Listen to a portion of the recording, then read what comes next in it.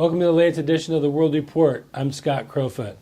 On today's report, a furious China responds to U.S. sanctions. Are we nearing a trade war? President Trump flip-flops on Afghanistan, increasing U.S. presidents vowing to win the war.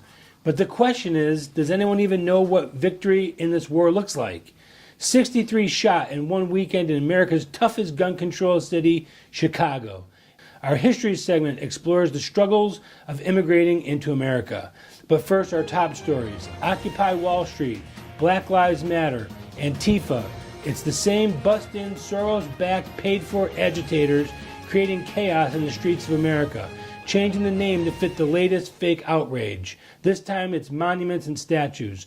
Joining us, as always, is the World Report senior analyst, Morris Beschloss, whom you can follow at mbeschloss on Twitter. Okay, Maury, the outrage du jour seems to be monuments and statues, which is really ridiculous. Last month it was Russia. The month before it was the illegitimate family. The Confederate statues and monuments that everyone's complaining about and trying to sabotage. Do they even realize that these are all Democrats? No, I think that what you said it off the air when we were talking. This is the George Soros finance deal to destroy the unity of the United States of America.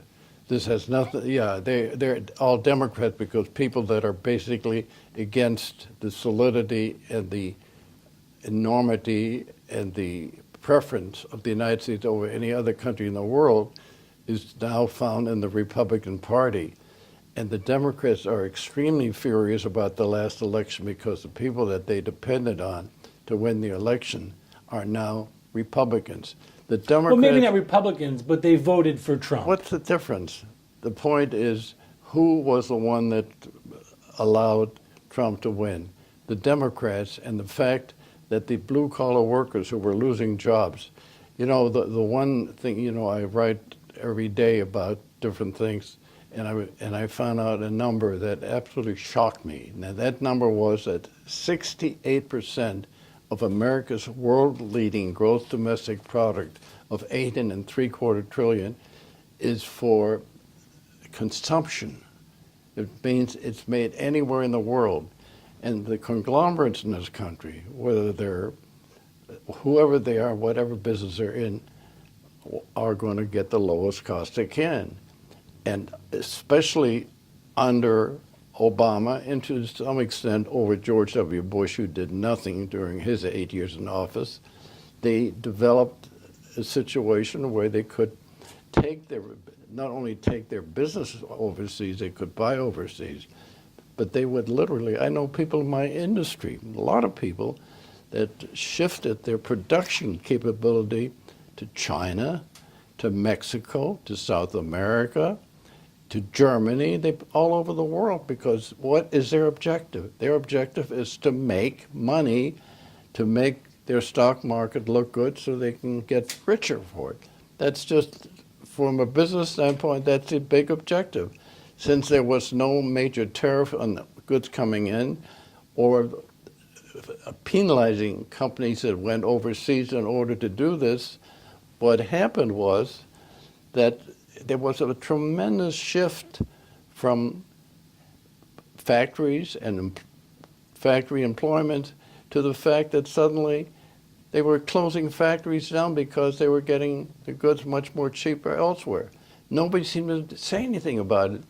When I saw that percentage, I looked into my little history book and I found out, do you know what the average percentage was in the last 7,500 years of consumption as part of a total gross domestic product? 25%. It rose all the way to 68%. Did you ever see anybody write about it? So you're talking about in America? Yes, here in the United States of America. We have become totally a consumption country. And as you and I have talked, and it's become a little more popular now, when they talk about the unemployment percentage, they're talking about people that lost their job and they can't get a new one. There are actually over 90 million people today that could actually work at something if you gave them a job, but they now live on welfare, Medicaid, all these government programs just to keep them quiet and keep them from becoming a danger to the stability of the powers that be. I would say under the Clinton regime, there were a lot of things he did that we can criticize, but he ran a pretty good 8 years. After George W. Bush came into office, George W. Bush was a very nice man, was a nice governor, but he never did anything. He brought us ethanol in order to cut down the need for oil. Everything what was happening in the country during the last 16 years has been for the big conglomerates, the big companies in this country. The independent businesses have been in trouble. As a matter of fact, I'm from the pipe, valve, and fitting industry, which is really a huge industry because it gets into energy of all types, oil, natural gas, coal. You know very well that if Hillary had been elected, she would have closed every coal mine in the country. She would have stopped the pipelines in this country. We would be out of business. And the shale evolution, fracking that we got into, it's taken us now where we can easily produce 10 million barrels a day. We're right up there with Saudi Arabia and Russia. But what happened was that the independent businessman, you are an independent businessman, okay, you run a business. There are millions of companies like yours, and half those companies would be out of business, and the other half would probably be looking for somebody to buy them. I know guys in my industry, friends of mine, some are my basic, supporters. I work with them for their companies, and they said on November the 8th, when Trump was elected, which was the most joyous day in their history, they said they were getting ready to sell their companies. Because of the election? Well, because when they got Trump, they felt they had a friend who was talking about bringing jobs back. He was talking about creating new jobs. He was talking about energy development and getting rid of ethanol, forgetting about this stupid Paris Treaty.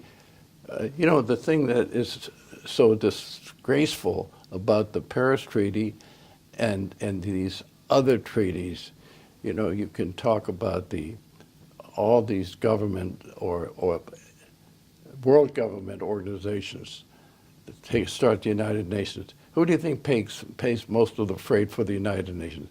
The United States. Who pays the most for International Monetary Fund? The United States. The whole idea of that Tri-Pacific plan that Obama was trying to push through before he was out of office, that was a way of opening up China, Southeast Asia, which is very productive, and making it easier for them even than it was.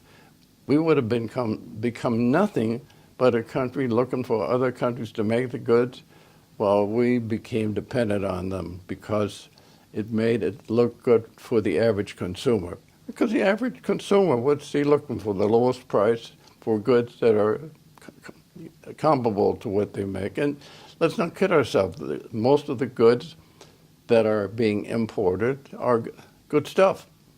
I mean, they're not below the level of acceptability, but they don't help jobs in this country. We were,